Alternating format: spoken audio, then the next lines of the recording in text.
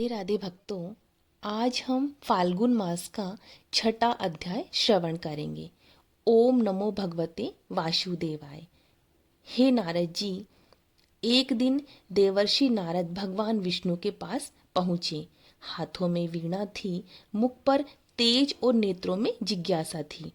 उन्होंने प्रभु से विनम्र भाव से पूछा, हे जगत पालक, आपने 12 मासों की महिमा बताई है, पर यह बताइए कि फाल्गुन मास को सबसे अधिक पुण्यदायी क्यों कहा जाता है?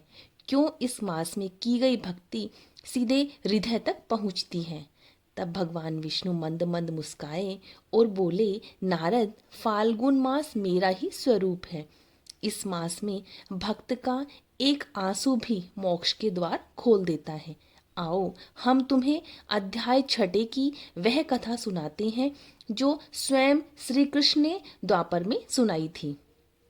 बहुत प्राचीन समय की बात है। विदर्भ देश में राजा धर्मकेतु राज्य करते थे। राजा धर्मपरायण थे, परंतु उनमें एक दोष था, अहंकार का। राजा सोचते थे, मैंने ही मंदिर बनवाए हैं, मैंने ही ब्राह्मणों को दान दिया है, तो पुण्य भी मेरा ही होगा। राजा के राज्य में एक गरीब ब्राह्मण दंपति रहते थे। नाम था माधव और सुलोचना।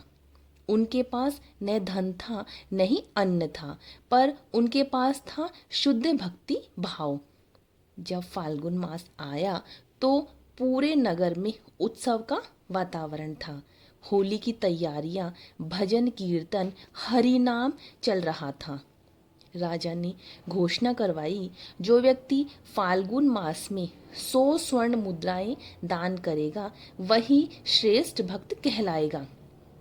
यह सुनकर गरीब ब्राह्मण माधव का मन व्यथित हो गया। उसकी पत्नी ने कहा, हमारे पास तो अन्न भी नहीं, पर फाल्गुन मास व्यर्थ नहीं जाने दूंगा। माधव प्रतिदिन प्रातःकाल उठकर स्नान करता, तुलसी जी को जल चढ़ाता, ओम नमो भगवते वासुदेवाय का जाप करता और केवल एक बार भोजन करता। उसकी पत्नी सुलोचना कहती, स्वामी, शरीर दुर्बल हो जाएगा। माधव हंसकर कहता, फाल्गुन मास में शरीर नहीं, आत्मा को तृप्त करना होता है। उधर राजा ने भव्य यज्ञ करवाया, हजारों स्वर्ण मुद्राएं दान दी, ढोल नगाड़े बजे। राजा ने कहा, देखो, इससे बड़ा भक्त कोई नहीं। उसी समय देवर्षि नारद वहां प्रकट हुए। नारद जी ने पूछा, राजन, क्या आपने किसी निर्धन भक्त को देखा है? राजा बोला, भक्ति धन से होती है, निर्धन क्या जाने भक्ति। नारद जी मुस्कुरा दिए। उसी रात फाल्गुन पूर्णिमा की संध्या पर माधव के घर स्वयं श्री कृष्ण एक व्रत के रूप में आए और उन्होंने कहा, वत्स, भूखा हूँ। घर में केवल एक रोटी थी। सुलोचना की आंखों में आंसू आए, पर माधव ने वह रोटी व्रत को दे दी। जैसे ही व्रत ने रोटी खाई, पूरा घर प्रकाश से भर गया। श्री कृष्ण अपने दिव्य स्वरूप में प्रकट हुए।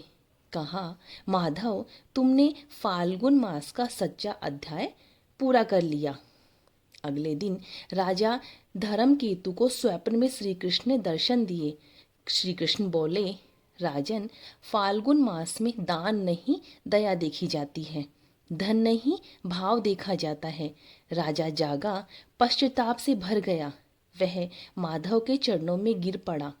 देवर्षि नारद बोले, हे प्रभु, यही है फाल्गुन मास का अध्याय 6। श्री विष्णु भगवान बोले, जो इस मास को फाल्गुन मास में सुनता है या दूसरों को सुनाता है, उसके जन्म जन्म के दोष नष्ट हो जाते हैं। फाल्गुन मास में इस अध्याय का पाठ करने से दरिद्रता दूर होती है, अहंकार नष्ट हो जाता है, श्री कृष्ण के विशेष कृपा मिलती है, मृत्यु के समय हरि नाम स्मरण होता है।